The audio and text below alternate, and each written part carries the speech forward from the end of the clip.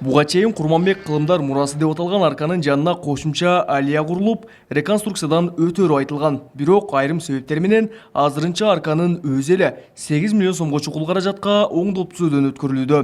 Учурда жумуштун 60% аяктап калган. Деген менен анын сапатсыз оңдолуп жатканы сынга алынып, Сузак районунун акимине кемчиликтерди жоюу тапшырмасы берилди. Септеме иш болот. Могу жакшы чыкпайт мен айтам. Эптеме иш болот. Бүгүнкү күндө Жалал Абад облусунда гана эмес, өлкөдөгү эң ири курулуш катары саналган түндүк-түштүк жолун куруу кызуу жүрүүдө.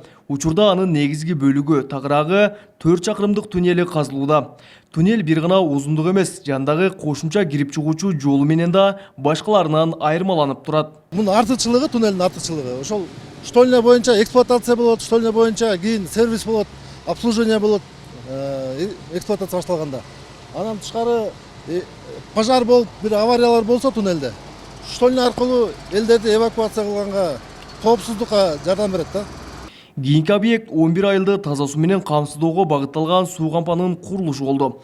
Эгерде 11 миллион сомго курулуп жаткан суу кампа пайдаланууга берилсе, Сузак районунун көпчүлүк тургундары ичүүчү суу менен камсыз болот. Кызыл Туу аймагында, Көк Арт, Курманбек жана Багыш аймактарында 11 айылын таза суу менен камсыздоо боюнча Сафаровка долбоорун ишке ашыруу үчүн иштер үчүн тендер өтүп, бул жерде бир 11 миллион сомго күч деген жоопкерчилиги чектелген коом утушка ээ болуп, курулуштары жүрүп жатат. Бүгүнкү күндө Жалал Абад облусундагы 441 айылдын 3төн биринде таза суу жок. Облус башчысы 2023 жылга чейин бардык айыл таза суу менен камсыз болот деп ишендирди.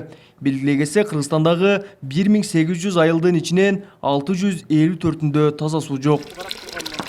Кабылбек Көчкөнбай уулу, Тынчбек Доолдаев, Жалал Абад облусу.